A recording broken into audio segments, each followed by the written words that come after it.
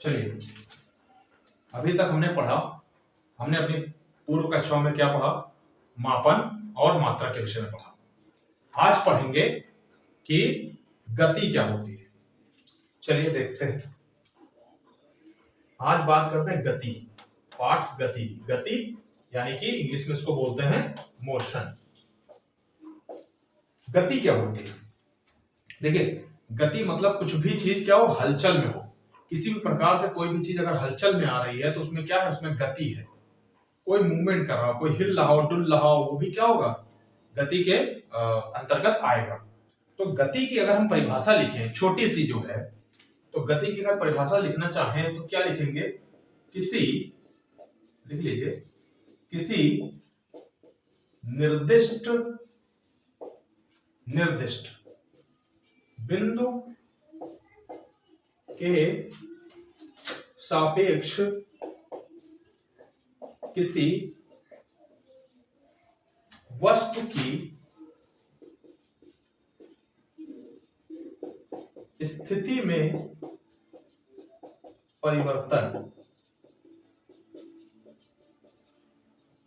क्या है? किसी निर्दिष्ट बिंदु के सापेक्ष किसी वस्तु की स्थिति में परिवर्तन क्या कहलाता है? गति कहलाता है।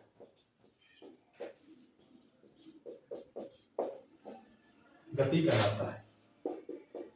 ये बात आप लोग उतार लीजिए कि कोई बिंदु है जिसको निर्देश देकर किसी बिंदु को क्या कर दिया जाता है?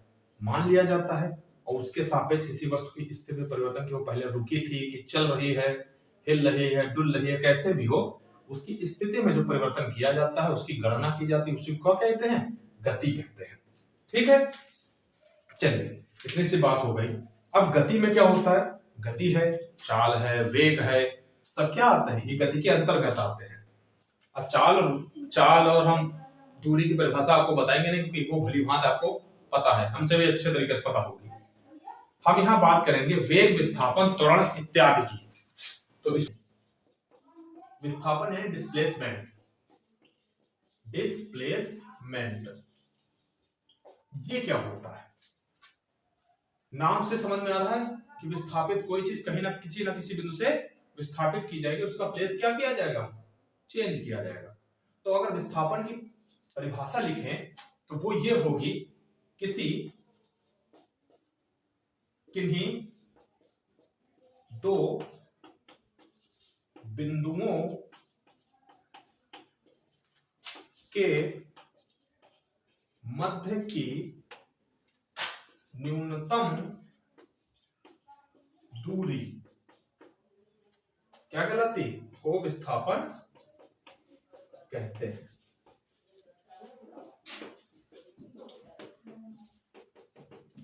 किन्हीं दो बिंदुओं के मध्य की न्यूनतम दूरी को विस्थापन कहते हैं। अगर कहीं न्यूनतम दूरी यानी इस न्यूनतम वर्ड को अगर कहीं लंबवत लिखा मिले तब भी मत समझना कि कोई अलग चीज है, बात एक ही है।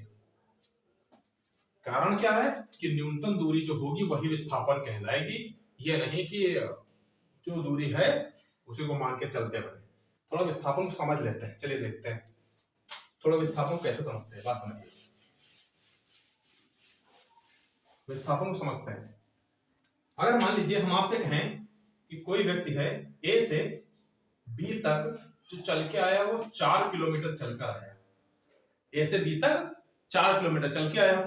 अब आगे अगर हम बात करें कि मान लो उसने कह दिया कि बी से सी तक गया, कितने गया? 3 किलोमीटर गया। ठीक है, तो वहां पर प्रश्न क्या होगा? कहेगा ए से सी तक का विस्थापन बताओ क्या होगा। तो हमने कहा ना न्यूनतम दूरी, तो देखिए ऐसे भी है और ऐसे गया ऐसे है, लेकिन इन दो बिंदुओं के बीच की न्यूनतम दूरी क्या होगी? ऐसे होगी। तो क्या करेंगे? ये समकोण त्रिभुज बन रहा है, तो पाइथागोरस प्रमेय लगाएंगे तो ये क्या आ जाएगा? 5 किलोमीटर। अब देखिए, इधर जाता तो 4, इधर जाता 3, यानी कि ऐसे जाता तो 4 + 3 कितना हो जाता? 7 किलोमीटर। लेकिन उसकी सीधी क्या है? 5 किलोमीटर। तो न्यूनतम दूरी होती है, तो न्यूनतम दूरी के कारण ये क्या हो जाएगा? विस्थापन हो जाएगा। अब मेरी बात समझिएगा कि विस्थापन है तो ये क्या है? ये है दूरी। अब ये ना समझ लेना कि दूरी इसी को लिया जाएगा, इसको कभी नहीं लिया जा सकता। इसके पीछे का भी रीजन है कि जो दूरी होती है आपकी, दूरी सदैव वो ली जाती है जो चली जाती है, जो चली हुई हो, जो चली हुई हो वही सदैव आपकी दूरी कहलाती है। और विस्थापन जो होता है वो आपका चाहे चला गया हो या ना चला गया हो, कोई फर्क पड़ने वाला नहीं, चाहे चले हो उस पर चाहे ना चले हो, बस बीच की न्यूनतम दूरी होनी चाहिए। अब यहां पर हम चले तो थे नहीं, और जब चले नहीं थे तो इसका मतलब क्या है, विस्थापन तो हो गया लेकिन दूरी ये चल के आए, दूरी यही होगी। अब सीधा अगर ऐसे चल के आए होते तो दूरी भी 5-6 किलोमीटर हो जाती, लेकिन क्या था कि हम चल के इधर आए, तो जो चलेंगे आप वो दूरी कहलाएगी, और विस्थापन चाहे चले हो और चाहे ना चले हो, बस बीच की न्यूनतम दूरी ही विस्थापन कहलाती है। इतनी बात आपको एकदम समझ लेनी है। चलिए आगे देखते हैं। बिगड़ रहा है,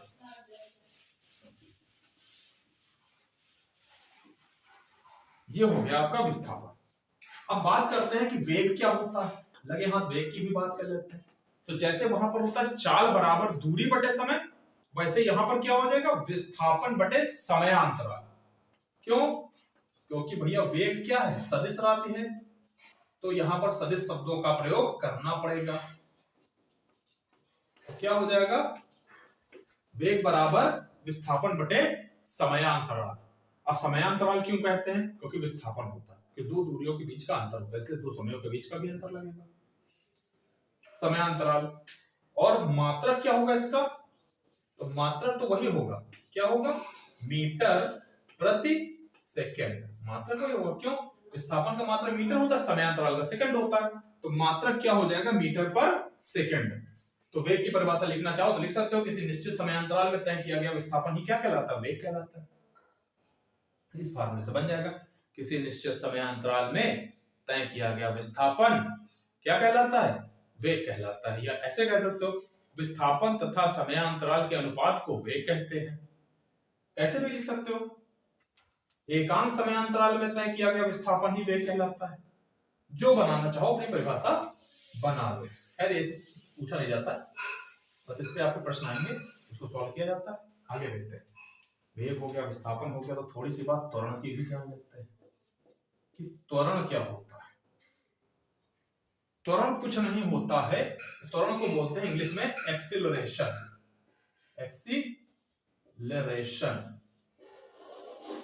एक्सीलरेशन यानी कि जब नाम से समझ में आ रहा है, जैसे अब कभी मान लीजिए बाइक का एक्सीलेटर खींचते हैं, तो एक्सीलेटर का मतलब क्या है, स्पीड उसको आप बढ़ा रहे हैं, यानी कि कम से ज्यादा स्पीड की जा रही है। अगर कम से ज्यादा स्पीड की जा रही है तो उस स्थान पे क्या हो जाएगा, उस समय किस क्या बोलेंगे, उसको त्वरण बोलेंगे।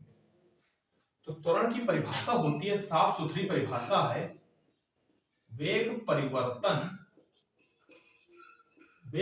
परिवर्तन की समय दर त्वरण कहलाती है, त्वरण कहलाता है।